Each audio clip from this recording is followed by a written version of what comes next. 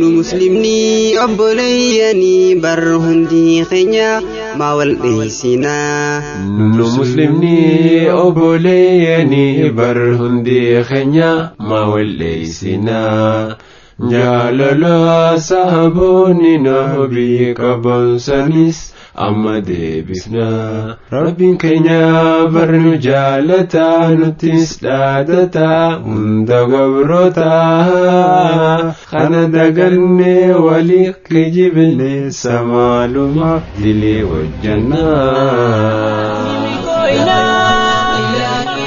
السلام عليكم ورحمة الله وبركاته. dhaggeeffattoota raadiyoo daandii haqaa malee bolayaan Oro Islamic Art Center bakka jirtan hundatti kan biyya keessaa kan biyya alaa nagaan keenya kan jaalalaa isinaa ga'u isiniin jennaan obboleessa keessan Awwii Khadirii.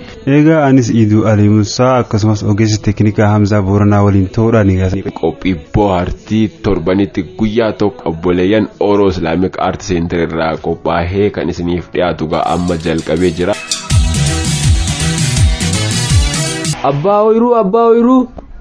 Abbaa Oyiruu sana mun jiru.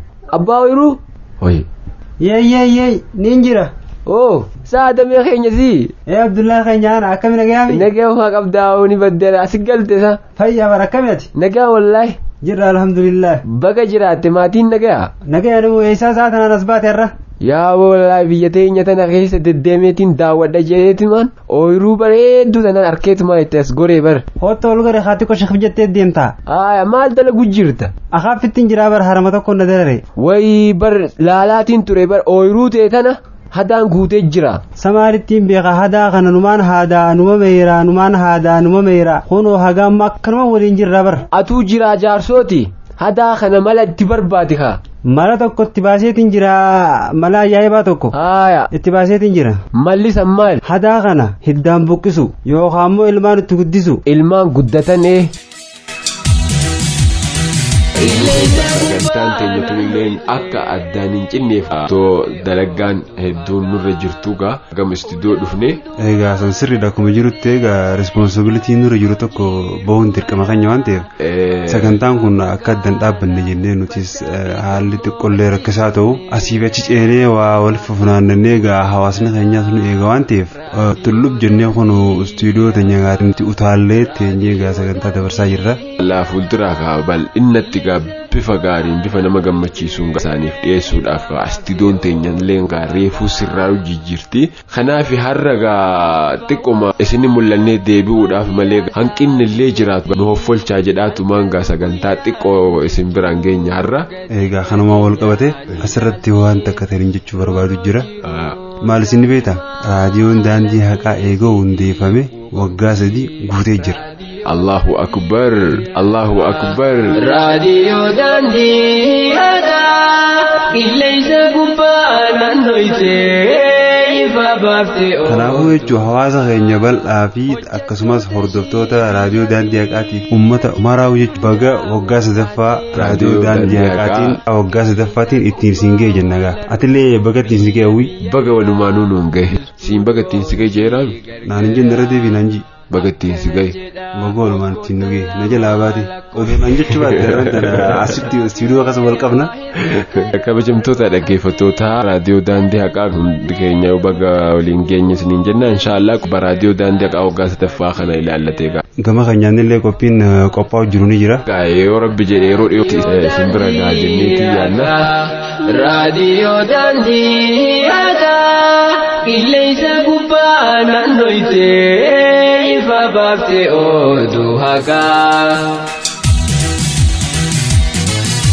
komadheetiin jira bar mee maaliin balleessan komattee abboleesso sagaleen tiyaaga furdattee akkana na dhukkubdee dhuftee na gaafattee way ajaa'iba rabbiiti sagalee fillee lakkaa wal gaafachuu ni jirti hayyaa waan isin gaafataniif maal ni beektaa maaliif na gaafachuu dhabde duuba sagaleen sababni si furdatteef viitaamin Z nyaachuu eegalte naqqoosu jirtaami eegaa namni viitaamin Z nyaatu akkam gootee gaafata malee haasiin gaafadhaamee maaliin akkasii gaafadhu feetame maal qabadhee akkaan dhufu feeta hadar beebsii dhiyeesseetiin jira amma waggaa na gaafachuu dhuftu wanni qabattee naa dhuftu gaabuusu gaaruma naa fidee hoot.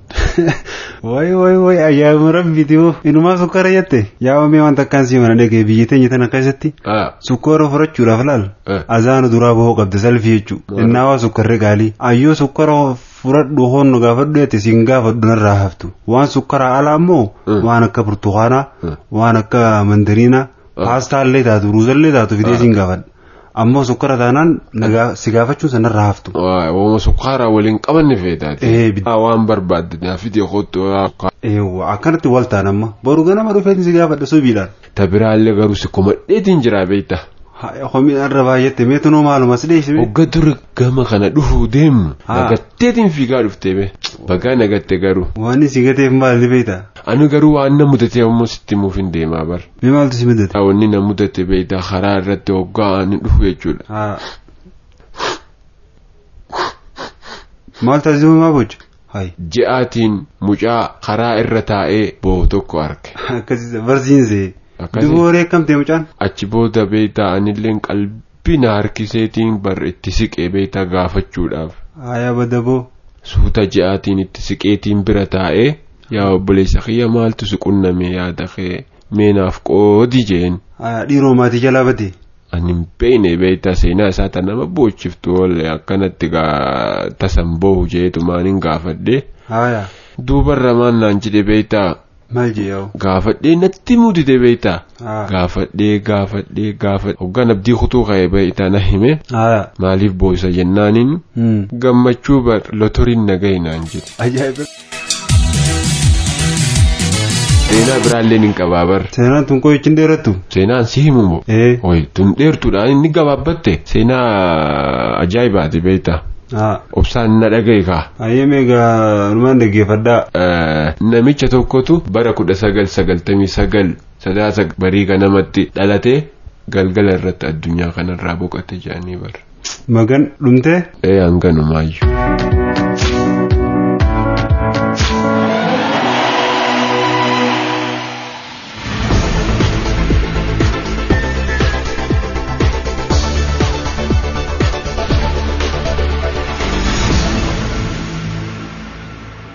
hamma rakkinni si rakkisutti ati hin rakkatin jecha Ameerikaanotaa. Namni suuta deemu dafee bakka yaade ga'a jecha warra Chaayinaa.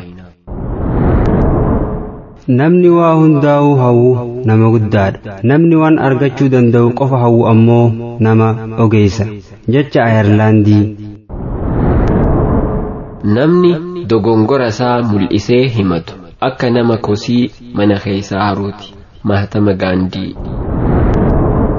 Nama tokko dogoggora isaarraa deebisuun hojii guddaadha. Abrahaam Lincoln. Wanti nuti sodaachuu qabnu sodaa qofaadha. Franklin Roosevelt. Sodaa kee if keessa dhokfadhu. Dhimma biraa garuu hiriyoota keetiin mari'adhu. Robert Louis Stevenson. Akkuma sibiilli yoo qarame malee hin calaqqisne akkasuma namnis yoo rakkinnaan qoramee ba'e malee addunyatti mul'achuu hin danda'u. Confucius. Yeroo hundumaa tarkaanfii tokko tarkaanfachuu yommuu yaaddu gufuu tarkaanfii tokko si ittisu danda'uutu si dura dhaabbata. Antoine Trove. Namni hiriyyaa isaatiif gaarummaa hin yaanne rakkinnaaf saaxilamaadha. Namni akkasii ofiisaa qofa osoo hin taane namoota biroos ni madeessa. Kufaatiin namaas eenyummaa akkasii irraa dhufa. Alfred Adler. Jecha hayyootaa.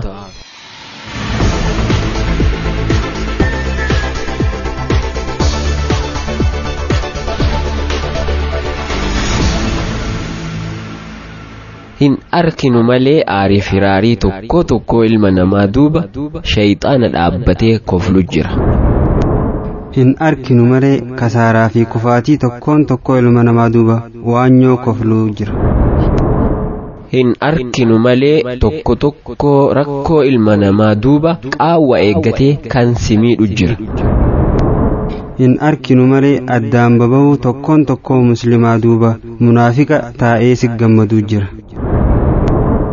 Haa ta'uutii garuu kana hundaa carraa hin kenninu. nuti musliimoonni lubbuun turuuf dhiyaana nu barbaachisa ta'a garuu lubbuun kan turruufi nyaachuufi miti. jiraachuuf qarshii nu barbaachisa ta'a kan jiraannuuf garuu duniyaafi miti. nama birootiif hafnee yookaan kan biraatirra adda ta'uu otoo yaaduu baannee nyaatarraa ibaadaaf qaamni keenya likkii dhaabbachuu nu dandeessisiisu oolmaa guyyaa tokkootiif kan fayyadamnu qofti nu gaha ture.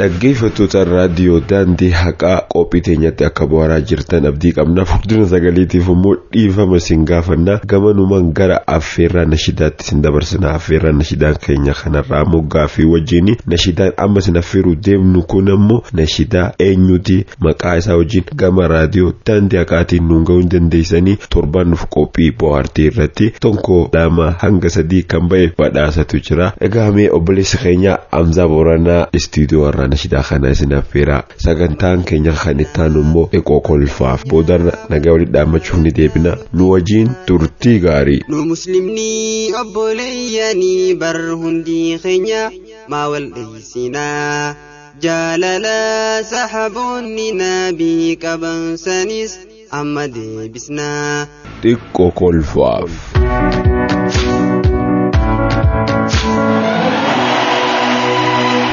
waa'ee jechuun mahabbaa duniyaatii wal qabatteeti. nama tokkotu rafee jaangaaf tokko rafee manaama keessatti re'ee tumaamessa guddaa ta'uu qaba bareeda kana kan qallabee jiru sana gurguratuudha gabayaa geesse 600 jechuu jiranne 600 galattiin gurguru jee dubbatu jira. tokkommoo qarshii 100 fudhadhu jeen lakkiin fudhadhu osuma kanarratti jechuudha dubbii wal jijjiiruu jiranii manaamaani beeka. hajoolleen itti jite irribarraa ka'e waggaa wal ka'u irribarraa qarshiin 400 sunis hin jiru re'een sunis hin jiru jechuudha gaddeebi'ee waggaa nama ta'uu beeke birdilisi mataa ta'uu uggate bas haa ta'uti 400 sana fidi jeen birdilisi uffate jechuudha. Kootu beekee qaxaraa guyyaa 3 bulee du'aa godhaa buleeti amma khaynun kharajii yaana jeeriti wajji khaanii hisana jireen khottu na simeessa kharajii na beeka khottu na jala deemee jeen amma gagaa jaanii waliin deemaniiti siree shimbirrootti eeganiin gaa taa shimbirrootti eeganiin tana jirame baadiyyaa keessa amma achirratti ol bahan oggaa ol bahan hay siyaasa deemna Muhammad ko hajjii dheenaa siin jeen jedhu tumman jedhu na si keessa jeen beete amma guma sana isa duidaratti eegame booda amma chirraa beete kan nama barroo jirutti xayyaara bararuu jirutti waliin bararanii diif gisee lafa jaani amma kutan shabbaa mata hajjii keenya yannaan hajjii maal keenya nama si qabu hajjii dhaqaala jedhi nama si qabu hajjii dhaqaa jedhi tarwaan qaba gosaa ta'e irraati. namti tokko osoo karaa deemu arabti tokko joolafaan dhufe arabtichi karaa badeeti weena imbaasii deeman jee gaafate sanbooda namtichi deebisaa waggaa walaalu imbaasii yaman barbaadu isaa yaadni galeefiti qad jedhi deemi sanbooda kurbii lama dhahii fuula kee dura jirti jechuu barbaadeeti allazii jeen yuubas fisu jeen fisu duri naas jeen.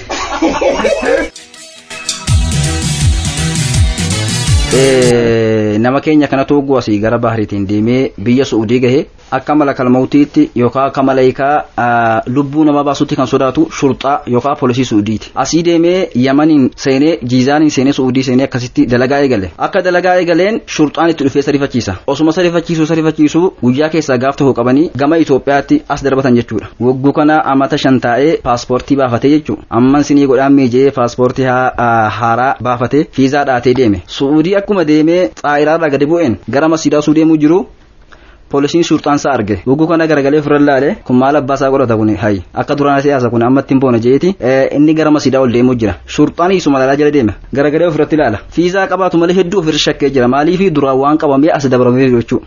akkuma asii namtichi Itoophiyaa kun jechuu deemee Masjiida deemee saffala waliin dhaabbateen shurxaan isuma jala seenee bakka inni dhaabbate wagguu kana saffii inni duraa kun guutee jira shurxaa qofa tafee jira saffii lammaffaa irratti jechuudha. shurxaan kun nama Itoophiyaa kana qabee harkifatee koonna waliin dhaabbadhu jechuu barbaade waggoon duubatti isaa harkisu paaspoortii kiisha keessaa baasee hoodha ofirraa hin qaba akka duraan seete. Waasii aqilaa ture amma aqillo kun beekte jaartii qaba isaan hundinuu fuudhanii jiranii kokoobaa kunis jaartii ni qaba aqilaa kunis jaartii ni qaba amma warra aqilaa kun jaartii taanii tana faarsuudhaaf jechuudha gisee yeroo atti himan yaa burtukaaniiti burtukaana kana naas kanniyyeen as kannitee fi kaanis ilaaleeti yaa sukkareeti yayyeen sukkara kana naas kanniyyeen sokkoraas kan ta'eefi kaanis ilaaleeti yaa mandariineeti jemee mandariina sannaas kan jeen beete amma hogowaa kun laaleeti aannan naa kan jechuun fedhe ka burtukaanaa hungaa burtukaaneeti jejeeti burtukaana gaafate kaanis sokkareeti jejee sokkara gaafateemi kunis laaleeti aannan barbaadeemi yaa loonti jejeen aannan kana naas kan